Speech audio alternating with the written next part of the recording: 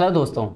आज मैं यहाँ पर आपके लिए हिंदी शिक्षण शास्त्र का काफ़ी महत्वपूर्ण टॉपिक्स लेकर आया हूँ जो आपके आने वाली सभी अध्यापक पात्रता परीक्षा में और शिक्षण भर्ती में काफ़ी महत्वपूर्ण रहेगा, क्योंकि यहाँ पर बात कर रहे हैं हम लोग हिंदी शिक्षण की और हिंदी शिक्षण शास्त्र, जहाँ यहाँ पर हिंदी पैडागोजी की बात कर रहे हैं। यहाँ पर पहला टॉपिक आज हम बात करेंगे अधिगम एवं अर्जन, और इससे रिलेटेड क्या क्या टॉपिक हो सकते हैं, क्या क्या क्वेश्चन बन सकते हैं, उनके बारे में डिस्कस करेंगे। और इसकी जो क्वेश्चन इंपॉर्टेंट क्वेश्चन है वो आपको आई बटन पे मिल जाएंगे और इसके वीडियो के अंत में आपको मिलने वाला है, तो वीडियो को अंत तक देखिएगा। यदि आप चाहते हैं कि आपके 30 में से 15 नंबर आप फिक्स करना चाहते हैं अपने, कि 15 नंबर आप पा ले, तो यहाँ पर हिंदी पैडागोजी मेरे साथ बने रहिए, लास्ट तक देखिएगा। आपको 2-3 नंबरों का ये टॉपिक आपका काफ़ी महत्वपूर्ण बनता है। तो मैं आपका पूरा हिंदी पैडागोजी पूरा कराने वाला हूँ कंप्लीट, जितने भी 9 टॉपिक्स हैं, 9 चैप्टर है, कंटिन्यू आपको पूरा वीक बना रहेगा आपको। तो पूरे सप्ताह आपको हिंदी पैडागोजी, फिर अगले सप्ताह दूसरा यहाँ पर टॉपिक लेकर आएंगे, जैसे भी आपका कंटेंट तैयार हो जाता है। तो आपको यदि यहाँ पर वीडियो अच्छा लगे तो मुझे यहाँ पर वीडियो पे लाइक करेगा, शेयर करेगा और अपना कमेंट्स जरूर बता दीजिएगा, ताकि मैं और यहाँ पर कुछ आपके लिए लेकर आ सकूँ। कोई भी क्वेश्चन होते हैं तो आप मुझे जरूर करिएगा टैग, और मुझसे पूछ सकते हैं, नंबर से भी डायरेक्ट भी पूछ सकते हैं। कहीं आप कहीं भी हो, इंडिया के किसी भी कोने में आप स्टडी कर रहे हैं सेंट्रल टीचर एलिजिबिलिटी टेस्ट की या फिर वहाँ पे स्टेट लेवल की, तो वहाँ पे सभी में यहाँ पर हिंदी शिक्षण शास्त्र आता ही आता है, तो वो इसे देखना भी बिल्कुल मत भूलिएगा। तो चलिए शुरू करते हैं आज का लेक्चर। बात करते हैं अधिगम क्या है। अधिगम की यदि बात करते हैं, अधिगम वो व्यवहार होता है जिसके द्वारा हम लोग कोई एक्टिविटी करते हैं और हमारे व्यवहारिक गतिविधियां बढ़ जाती हैं, चेंज हो जाते हैं, और हम किसी काम को सक्रिय होकर सीखते हैं, एक्टिव होकर सीखते हैं, तो वो ज़्यादा हमारे दिमाग में, हमारे व्यवहार में परिवर्तित आते हैं। जैसे कि मुझे क्या है, कार चलाना नहीं आता और मैं यहाँ पर कार चलाना सीखना चाहता हूँ, तो अभी मुझे नहीं आता, मुझे कब मोड़ना है, कब हॉर्न बजाना है, कब ब्रेक दबाना है, कब गियर दबाना है, तो मुझे नहीं पता। लेकिन जब मैं सीख लूँगा तो मेरा ऑटोमेटिक व्यवहारिक परिवर्तन हो जाएगा, मेरे हाथ, आँख, नाक, कान अपने आप ऑटोमेटिक उसी तरीके से चलने लगे। जैसे कि आज मैं बाइक पे अपने बात करता हुए भी चलता हूँ तो मेरा ऑटोमेटिक हाथ उसी तरीके से मुड़ने लगता है, तो स्टीयरिंग भी उसी तरीके से मुड़ने लगता है जब आपका व्यवहार चेंज हो जाता है। उसी तरीके बच्चा जब सीखता है, लर्निंग करता है, तो उसी तरीके से बोलना सीख जाता है, जिस तरीके से आप यहाँ पर पहले नहीं बोल पाते हैं। मतलब इस तरीके से सक्रिय प्रतिक्रिया कैसी है, सक्रिय प्रतिक्रिया है जिसमें आप अपने गतिविधि को क्या करते हैं, सीखते हैं, लर्न करते हैं, एक्टिव रेस्पॉन्स को दर्शाता है। एक ऐसी प्रक्रिया है जो जीवन पर्यंत चलती है, रहती है, और जिसके द्वारा हम अपना ज्ञान अर्जित करते हैं। मतलब ये कैसी प्रक्रिया है, कैसी प्रक्रिया है, मतलब पूरे लाइफ चलेगी। कैसी प्रक्रिया है, पूरी लाइफ चलने वाली प्रक्रिया, कभी रुकती नहीं। मतलब जीना, सीखना कभी रुकता है, नहीं रुकता है, तो आपका लर्निंग हमेशा होता रहता है।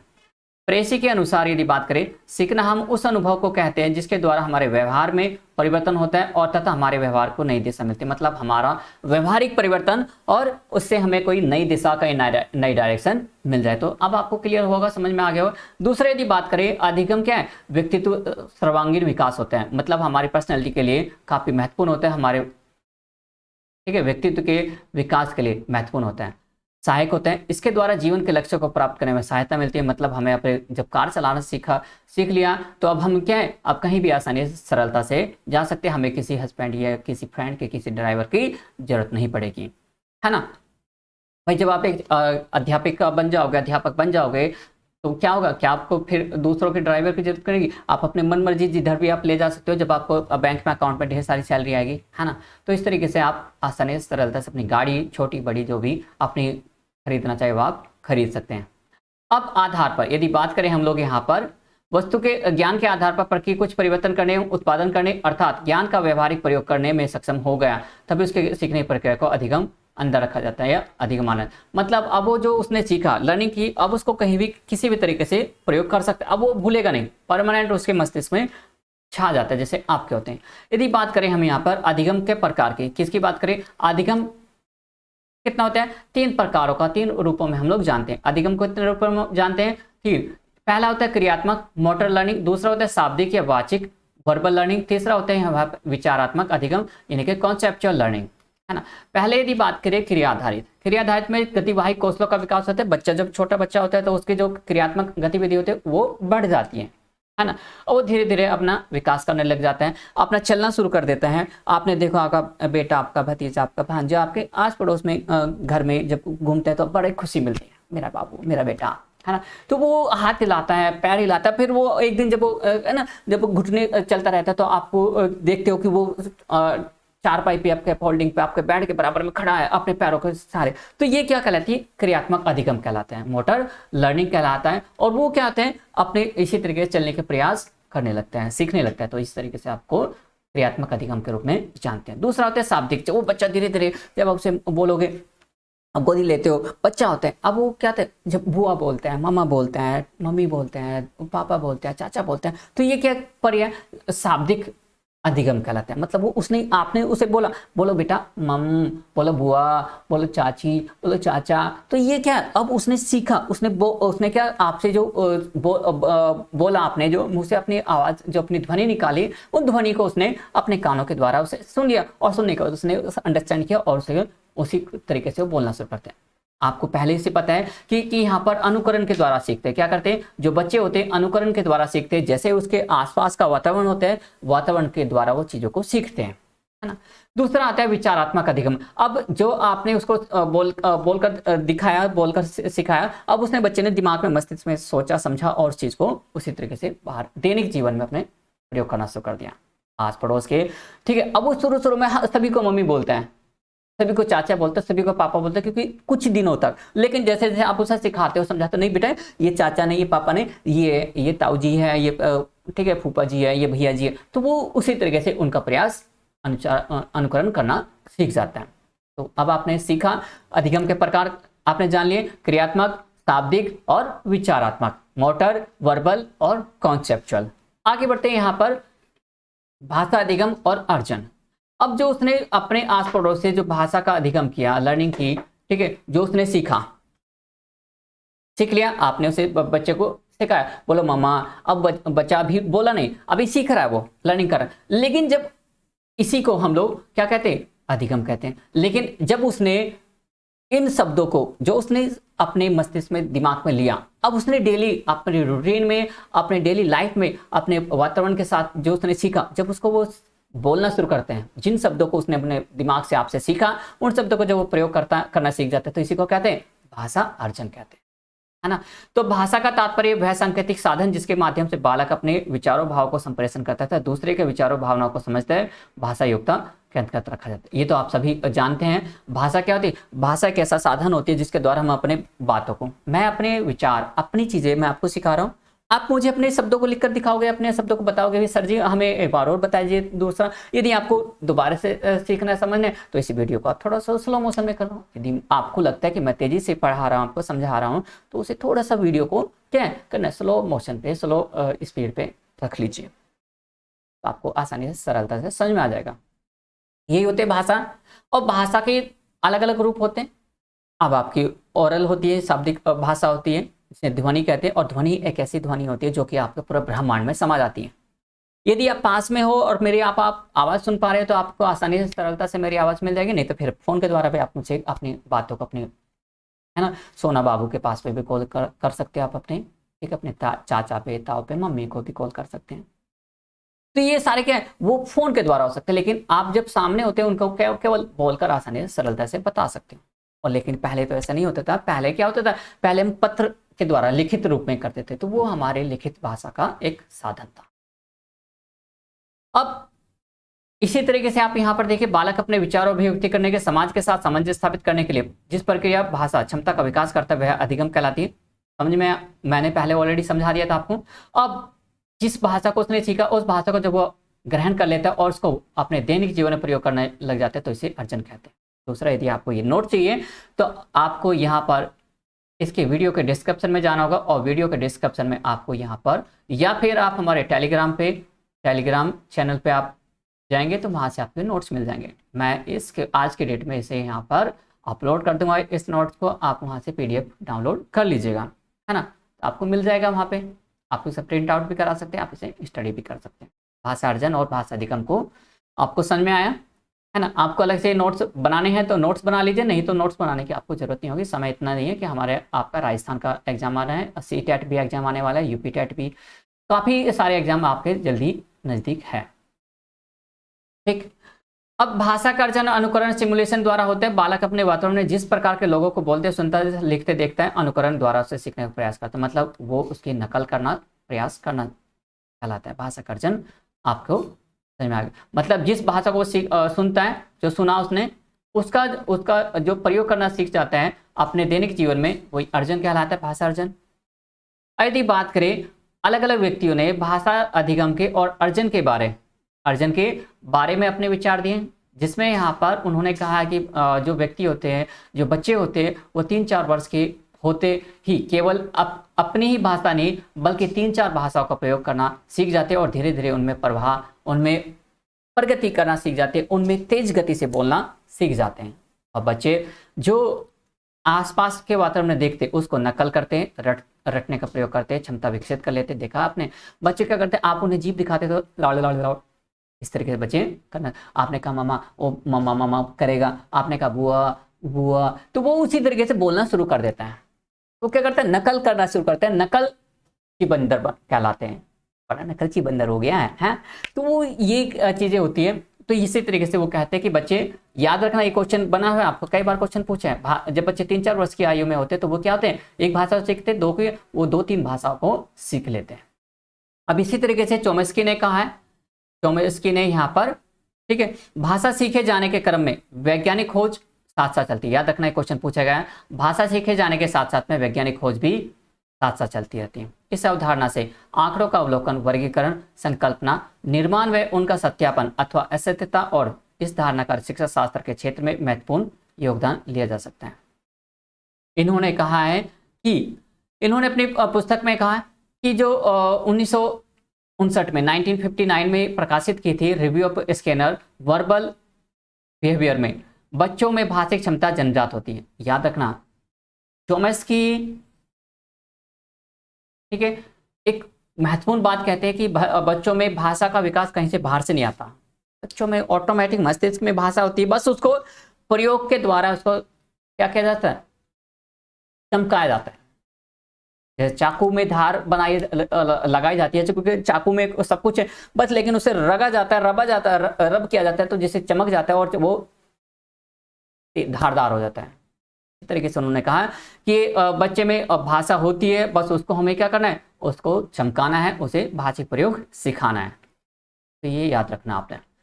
आगे बढ़ते हैं, यहाँ पर पियाजे के अनुसार, पियाजे क्या कहते हैं भाषा के बारे में। पियाजे ने कहा कि भाषा अन्य संज्ञानात्मक तंत्रों की भांति प्रवेश के साथ साथ अंतःक्रिया के माध्यम से ही विकसित होती है।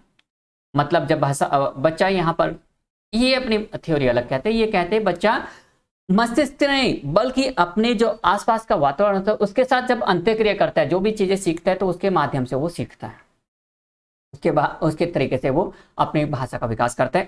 उन्होंने अपने जब बच्चे के ऊपर या बालक के ऊपर जब उन्होंने रिसर्च किया तो उन्होंने देखा कि पूर्व ऑपरेशनल फॉर्मर ऑपरेशनल, ठीक है, चारों चरणों में जब वो धीरे धीरे बढ़ता है, ठीक है, तो यहाँ पर चारों चरणों में वो भाषा का विकास सीख जाते हैं।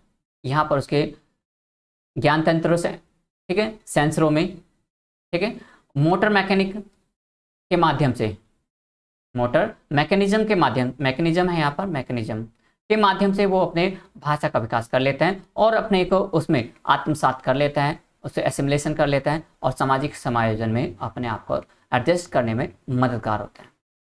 तो उन्होंने संपूर्ण शिक्षण शास्त्र के लिए यही धारणा दी कि बच्चा अपने आसपास के वातावरण के साथ अंतःक्रिया करता है और भाषा का विकास करता है, और जो भी उसे लगता है जैसे तरीके से जहाँ भी उसे उपयोग करना है उसके साथ वो उपयोग करते हैं और अपने उसे आत्मसात करके, एसिमुलेट करके अपने आप को वातावरण के साथ एडजस्ट कर लेता है।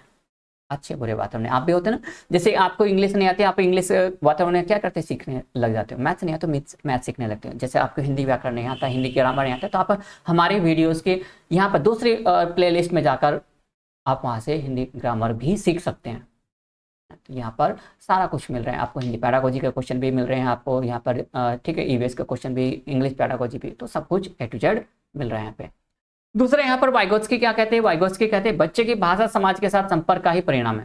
वो सीधी सी एक बात कहते हैं, बच्चा जब समाज में रहेगा तो समाज के साथ जो संपर्क बनाएगा, समाज के साथ कुछ सीखेगा, लर्निंग करेगा। तो उन्होंने कहा सीधे से एक लाइन की, बच्चा समाज में रहेगा तो भाषा सीखेगा, यदि समाज से दूर रहेगा तो भाषा का विकास नहीं होगा। जैसे टार्जन, टार्जन जब समाज में नहीं रहता तो उसकी भाषा का कोई विकास, डेवलपमेंट नहीं होता, लेकिन जैसे ही वो समाज में आते हैं तो उसका विकास हो जाता है।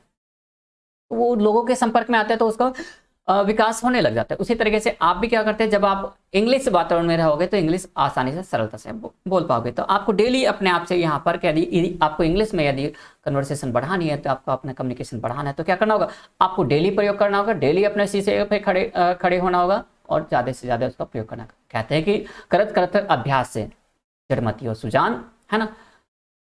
तो यहाँ पर कुछ चीज़ें हैं कि डेली अभ्यास करने से, जिस प्रकार से, यहाँ पे मैं पूरा नहीं बोल पाया हूँ, तो जिस प्रकार से डेली अभ्यास से एक कुएं की एक रस्सी पत्थर पर निशान डाल लेती है, उसी प्रकार से आप भी जब डेली प्रयास करोगे, डेली अभ्यास करोगे, तो आपको भी क्या है, वो अच्छा लगेगा, आप उसमें पारंगत हो जाओगे, आप उसमें ट्रेंड हो जाओगे। तो उसी तरीके से वाइगोत्स्की भी उन्होंने कहा कि बच्चा समाज के साथ विकास करता है, समाज के साथ संवाद करता है और उसका डेवलपमेंट होता है, भाषा का विकास होता है। अब इसके साथ साथ में उन्होंने कहा कि भाषा अधिगम और अर्जन को प्रभावित करने वाले कुछ कारक हैं। यहाँ पर महत्वपूर्ण कारकों के बारे में बात करें, एक तो सामाजिक परिवेश, भाषा अर्जन की इच्छा और दैनिक जीवन के अनुभव। यदि आपको सामाजिक परिवेश है, मान लिया सपोज करो उर्दू सीखना चाहते हैं आप, उर्दू का वातावरण है तो आप बहुत सरलता से सीख सकते हैं। यदि उर्दू का वातावरण नहीं तो नहीं सीख पाओगे। यदि अंग्रेजी सीखना चाहते हो, इंग्लिश आप समझ लेते हो, देखो आप सभी शिक्षक हो, अभी सिखाए इंग्लिश सभी लोग सीख जाते हैं, समझ लेते हैं, अंडरस्टैंड, लेकिन बोल नहीं पाते। सबसे बड़ा हेजिटेशन चाहिए होता है। तो आपको क्या चाहिए, एनवायरनमेंट चाहिए, वातावरण चाहिए। आप ऐसे एनवायरनमेंट में जाइए, ऐसे एनवायरनमेंट के साथ रहिए, ऐसे लोगों से संपर्क कीजिए जहाँ पर आप आसानी सरलता से उसका। तो इसी तरीके से हिंदी का भी विकास ऐसे होता है, भाषा का विकास भी ऐसे होता है, जहाँ पर क्या होता है, भाषा परिवेश, जैसा परिवेश होगा उसी तरह का विकास होने वाला है। भाषा अर्जन की इच्छा, आपके अंदर इच्छा है कुछ करने की, कुछ डेवलप करने की, आपको इतिहास रचने की, तभी आप चीज़ें सीख सकते हो। यदि आप में इच्छा नहीं है, आप पहले से बैटरी डाउन है, रिचार्ज नहीं है, तो प्रॉब्लम हो जाएगी।